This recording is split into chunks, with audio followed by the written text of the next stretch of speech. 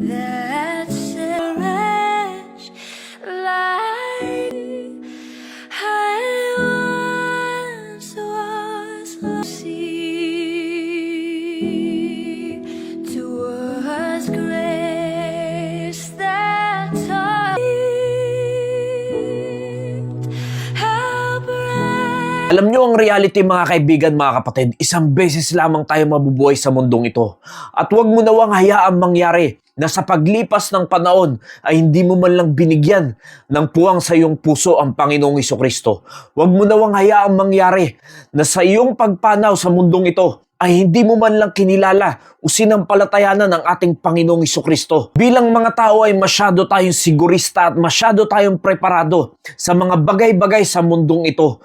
Gayon din nawa mga kaibigan, mga kapatid, kung paanong pinaghahandaan natin ang mga material things, ang mga worldly things, bakit hindi natin paghandaan yung pupuntahan natin pang eternal, dahil ang mga bagay dito sa mundong ito ay pansamantala lang lahat yan, kaibigan, kapatid. Lahat yan ay lilipas. Ang iyong katawan ay mabubulok, masisira, pero ang iyong kaluluwa ay magpapatuloy. Kaya't huwag mo nawang hayaang mangyari na darating na lang ang iyong takdang araw na hindi mo man lang binigyan ng puwang sa puso mo ang Panginoong Hesukristo upang siya isampalatayanan mo. At ang problema sa mga tao kung paanong sigurado sila sa ibang mga bagay, pagdating sa kaligtasan na ino-offer ng ating Panginoong Hesukristo ay diyan naman nagdududa. Kaibigan, kapatid, kung hindi mo pa natitiyak ang iyong patutunguhan pag dumating na ang iyong takdang araw, ay dapat mong panoorin ang video na ito. Lahat tayo ay mamamatay dahil sa ating mga kasalanan according to Romans chapter 6 verse 23. At hindi lamang yan po yung physical death, kundi spiritual death. Yan po yung tinatawag na dagat-dagatang apoy o separated na tayo sa Diyos magpakailan paman. So sino yung mga mamamatay na nagkasala? Lahat tayo according to Romans chapter 3 verse 23. Gaano kaiksi ang buhay? Hanggang kailan ka magtatagal dito sa mundo? Natitiyak mo ba na bukas ay buhay ka pa? According to James chapter 4 verse 14. Gaano kaiksi ang buhay? Para lang yang isang singaw na pag maya-maya mo ay nandyan, ay maya-maya rin ay mawawala na. Ganun lamang po kaiksi ang buhay. Nakatakda ba ang kamatayan sa tao? Yes, according to Hebrews 9:27. Yan po ay may takdang araw sa atin kung kailan tayo mamamatay. Pero ikaw na tao, tayong mga tao, hindi natin nalalaman kung kailan dadating yan sa atin. Kaya't ano ang dapat mong gawin? Dapat kang maghanda doon sa kamatayan, dahil alam mo, kaibigan, kapatid, pag dumating na ang iyong takdang araw, ikaw ay lumisan na sa mundong ito at hindi nahugasan ng iyong kasalanan, hindi ka makakapunta sa kaharian ng Diyos. Ikaw ay mapupunta sa dagat-dagatang apoy. Dahil tatandaan natin, ayaw ng Diyos sa kasalanan. Kahit kung ikaw hanggang ngayon ay hindi ka pa rin nahuhugasan ng banal na dugo ng ating Panginoong Hesukristo, habang may pagkakataon ka pa, habang ikaw ay may lakas pa at nabubuhay ka pa, magpalinis ka na sa dugo ng ating Panginoong Hesukristo. And almost all things are by the law purged with blood. And without shedding of blood is no remission. You see, diyan pa lang makikita na natin walang kabayaran sa kasalanang nagawa natin. Kahit na ilang ulit ka pang gumawa ng mabuti, ikaw man ay magsimba linggo-linggo, kung saan ka mang umaattend na simbahan, hindi yan yung katiyakan ng kaligtasan. Dahil hindi malilinis ang kasalanan ng isang tao kung hindi lamang sa pamamagitan ng dugo ng ating Panginoong Hesukristo. Without the shedding of blood, ay walang kapatawaran sa ating mga kasalanan. Ibig bang sabihin, huwag na lang tayong gumawa ng mabuti? Yan yung maling kaisipan ng mga tao pagdating sa kaligtasan. Tatandaan nyo po, sinabi ng Biblia, kung hindi dahil sa dugo ng ating Panginoong Hesukristo ay hindi malilinis ang ating mga kasalanan. Nangangahulugan na kahit na ano pang gawin mo sa mundong ito, hindi yan yung makapaglilinis ng iyong kasalanan. Katumbas niyan ay yung kaligtasan, dahil hindi ka maliligtas kung hindi nalilinis ang iyong kasalanan. Now, anong punto? Mga kaibigan, mga kapatid, hindi sa paggawa ng mabuti para makuha mo yung kaligtasan.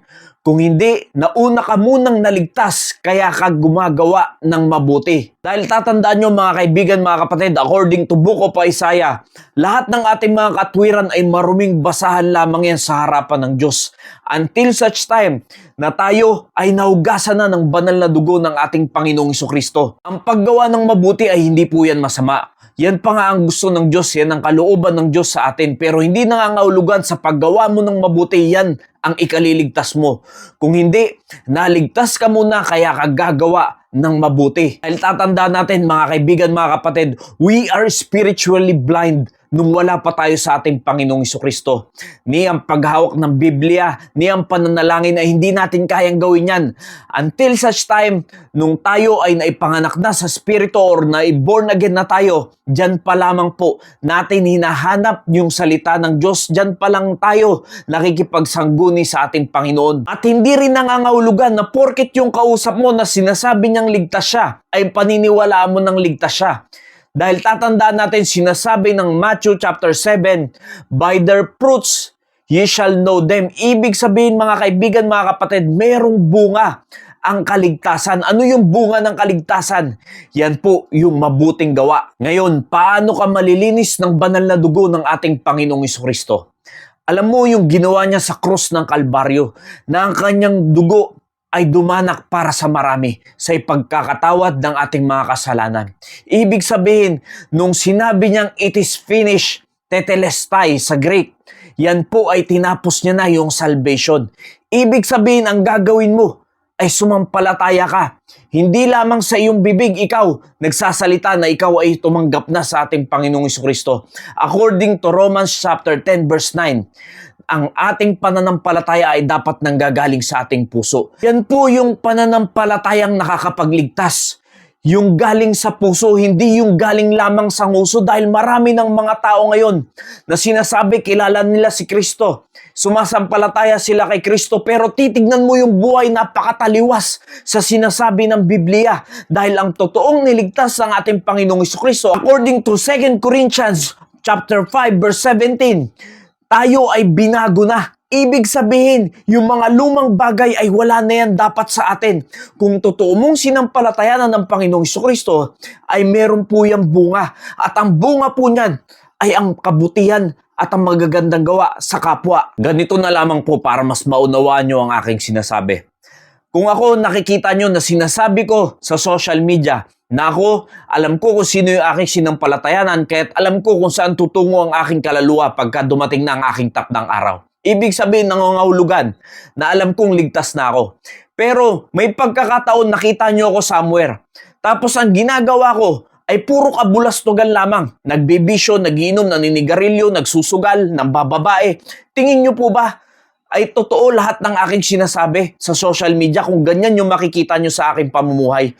Yun ang ibig ko sabihin mga kaibigan, mga kapatid. Ang totoong niligtas ng ating Panginoong Jesucristo, hindi yan gagawa ng ayaw ng kalooban ng Diyos. At ang mas gustong gawin yan, yung kalooban lamang ng Panginoon, mga kaibigan, mga kapatid. Diyan mo makikita yung totoong may pananampalataya galing sa puso sa ating Panginoong Jesucristo, dahil ang Diyos ay kayang magbago sa kahit na ano pa man ang iyong nakaraan, ano man ang iyong sitwasyon, ay kayang-kaya kang baguhin ng ating Panginoon, dahil yan ay ang paglinis ng banal niyang dugo sa ating mga kasalanan. At dahil meron ng banal na spirito na mananahan sa atin upang mag-guide sa atin sa paglakad sa mundong ito. Kaya't mga kaibigan, mga kapatid, yung nakita niyong video niyan at yung mga sinasabi natin kanina pa, huwag mo nawang hayaang mangyari sa iyong buhay.